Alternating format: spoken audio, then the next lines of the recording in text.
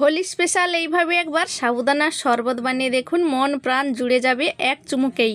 Hello friends, Mithu kitchen ব্লগসে আপনাদের স্বাগত। আজকে আমি বানিয়ে দেখাবো সাবুদানা দিয়ে একটা স্পেশাল শরবত। তার জন্য আমি সাবুদানাটাকে ভিজিয়ে নিয়েছি, 1 বাটি হয়েছে সাবুদানাটা। তারপরে আমি কিছুটা জল দিয়ে সাবুদানাটাকে সেদ্ধ করে নিচ্ছি, একটু নেড়ে চেড়ে। এই সময় চাইলে আপনারা একটু সাবুদানার মধ্যে নুন দিয়ে দিতে পারেন।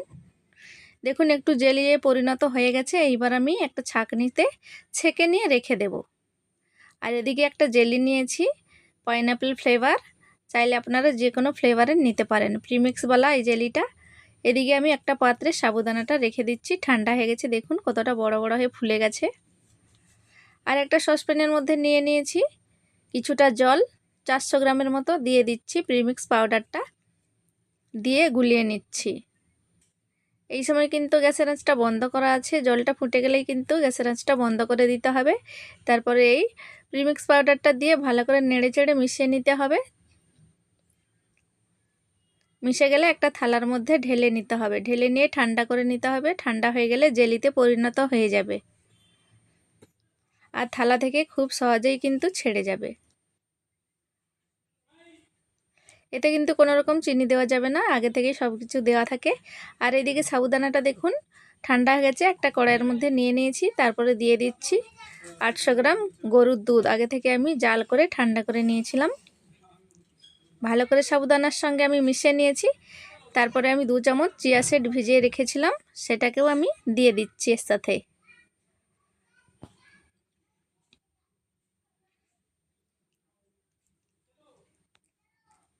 ভালো করে ঘুলে নিয়েছি দুধের সাথে।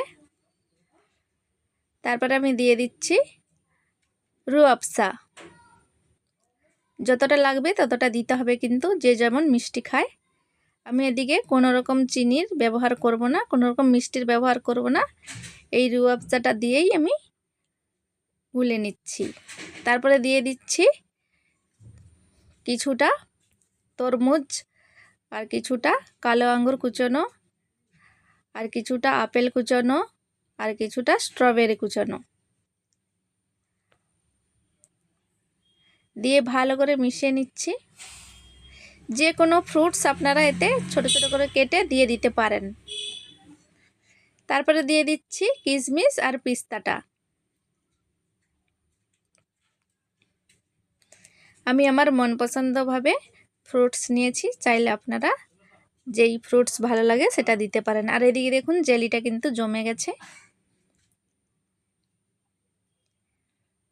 এইবার আমি একটা ছুরির সাহায্যে পিস পিস করে ছোট ছোট করে কেটে নিচ্ছি। ছোট ছোট করে কাটলে কি হয়, শরবতের মধ্যে ভালো লাগে।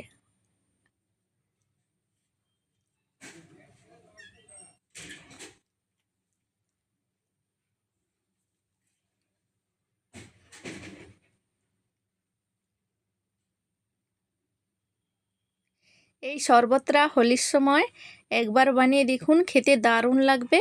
সারাদিন হোলি খেলার পরে যদি থাকে এই রকম শরবত, এক চুমুকেই মন প্রাণ ঠান্ডা হয়ে যাবে।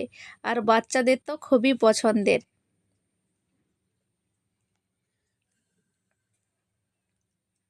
আর এর টেস্ট কিন্তু অসাধারণ।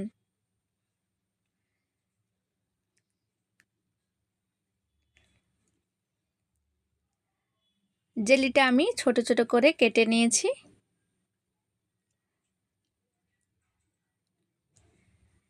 এইবার আমি তুলে দেখাচ্ছি। দেখুন কত সুন্দর জেলিটা তৈরি হয়ে গেছে।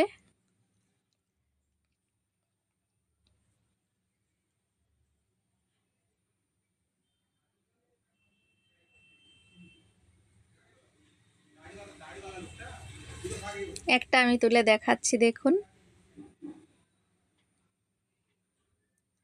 দেখুন কতটা সুন্দর লাগছে। এইবার আমি এই দুধের মধ্যে মিশিয়ে দিচ্ছি।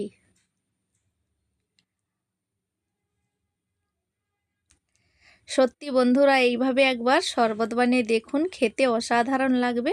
মুখে লেগে থাকার মতো। একবার বানালে কিন্তু মন প্রাণ ঠান্ডা হয়ে যাবে আর বারবার বানানোর মন করবে। বাচ্চাদের তো অতি প্রিয়। ভিডিওটি ভালো লাগলে লাইক কমেন্ট শেয়ার করে চ্যানেলটিকে সাবস্ক্রাইব করার অনুরোধ রইল।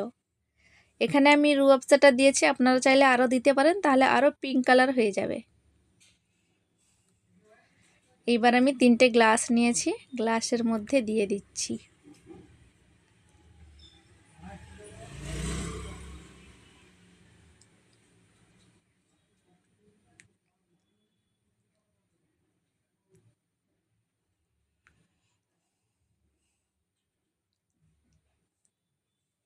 খুব সহজেই কিন্তু তৈরি হয়ে যাবে ফ্রেন্ডস।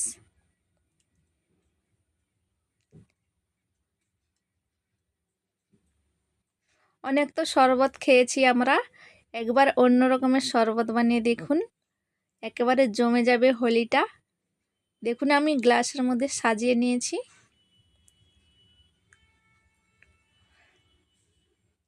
কতটা দারুণ লাগছে দেখুন। উপর থেকে আমি আরও একটু রুয়াবজা দিয়ে দিচ্ছি, দেখতে ভালো লাগবে। আর দিয়ে দিচ্ছি পেস্তা কুচনো। তো রেসিপিটি কেমন লাগলো ফ্রেন্ড, কমেন্ট করে অবশ্যই জানাবেন। আর বাড়িতে অবশ্যই তৈরি করে দেখবেন, বাচ্চারা খুবই খুশি হয়ে যাবে। ফ্রেন্ডস আজকে এই পর্যন্ত, আবার দেখা হবে পরবর্তী ভিডিওতে। ভালো